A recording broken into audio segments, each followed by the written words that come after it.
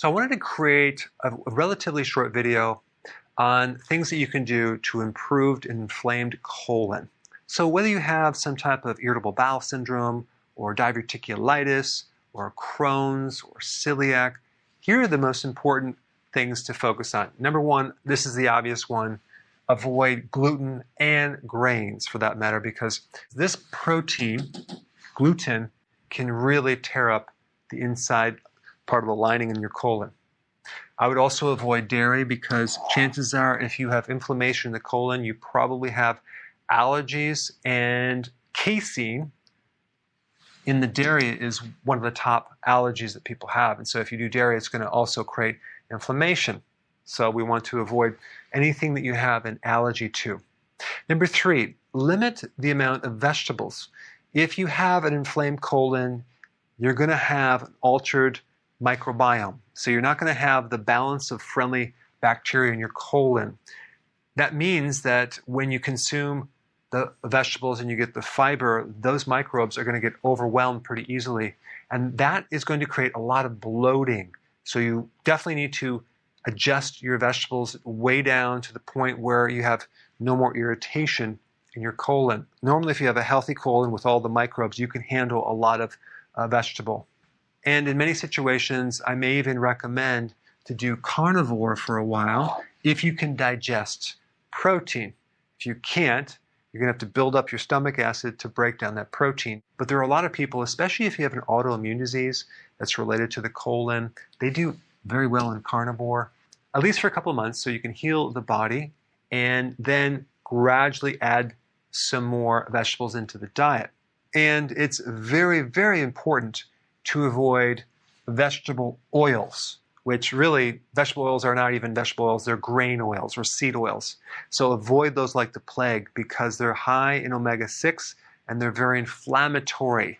Okay, soy oil, corn oil, cottonseed oil, canola oil, safflower oil, low quality olive oil could be a problem. All very damaging for an inflamed colon. And of course, the obvious, don't consume alcohol or smoke. Believe it or not, smoking really depletes you of certain nutrients, vitamin C especially. And so when you don't have that antioxidant in your body, you get more inflammation. Number five, chlorophyll. Chlorophyll is like the blood of the plant. If you're not consuming the vegetables to get the chlorophyll, which is the green from the plant, then do a concentrated chlorophyll.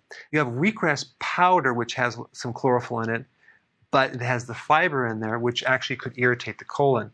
But if you were to do a wheatgrass juice powder, that is the chlorophyll in the wheatgrass without the fiber, that will work great because the chlorophyll is very, very healing to the inside of the colon. And I would add that with water and consume that on an empty stomach 2 or 3 times a day. Wheatgrass juice, and I like it in a powder, is one of the best things to help heal the inside lining throughout your body. Number 6 is a very interesting product. You're going to have to look up the brand, but actual intestines with stomach. This is a supplement. It's from grass-fed cows. But if you have an inflamed colon, chances are you may have some type of autoantibodies, antibodies that are attacking your own tissue.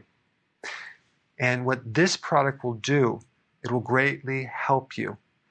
When you consume it in a capsule form, when it hits the stomach, the antibodies will go after that as a decoy and leave your intestines alone.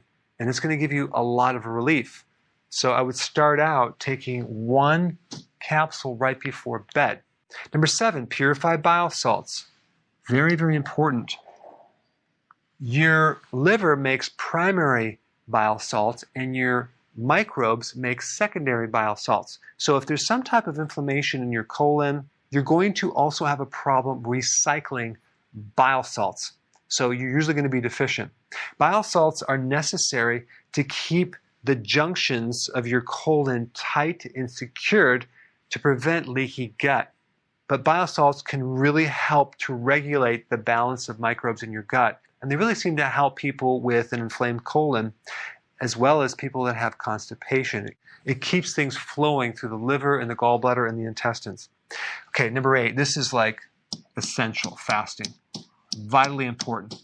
If you are too thin and you have an inflamed colon and you don't want to lose any weight, I understand that may be a problem. So you're going to have to possibly take nutrients while you fast and maybe do it periodically, but definitely do intermittent fasting to some degree, like 2 meals a day, ideally 1 meal a day, and even periodic prolonged fasting.